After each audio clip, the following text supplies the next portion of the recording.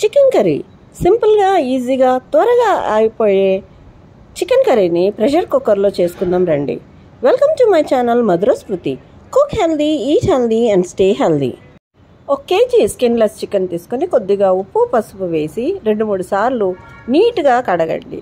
తర్వాత ఇందులో తగిన మసాలాలు వేసుకుందాం.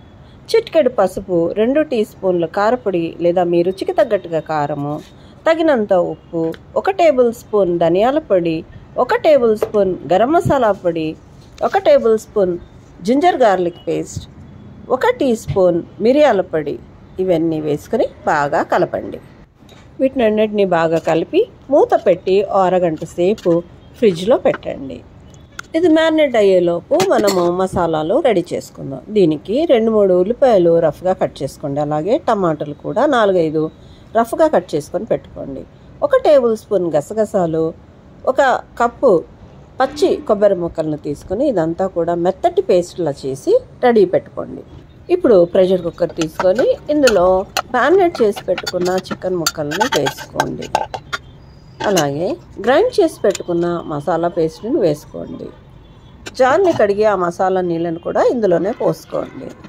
అలాగే మీకు కన్సిస్టెన్సీకి తగ్గట్టుగా నీళ్లను యాడ్ చేసుకొని ఒకసారి బాగా కలపండి. ఇందులో 2-3 టేబుల్ స్పూన్లు ఆయిల్ని వేయండి. అంతే, మూత పెట్టి 2 విజిల్స్ వచ్చేంత వరకు కుక్ చేయండి. 2 విజిల్స్ సరిపోతుందండి. ఇంకా ఎక్కువ చేస్తే చికెన్ మెత్తగా అయిపోయి చితికిపోతుంది. అంతే, చికెన్ కర్రీ రెడీ. ఒకసారి ఉప్పు కారం సరి చూసుకొని కావాలనుకుంటే యాడ్ చేసుకోండి. దీన్ని కొత్తిమీరతో గార్నిష్ చేసుకొని సర్వ్ చేసుకోండి. అంతే, సింపుల్గా ప్రెషర్ కుక్కర్లో బ్యాచిలర్స్ చికెన్ కర్రీ రెడీ.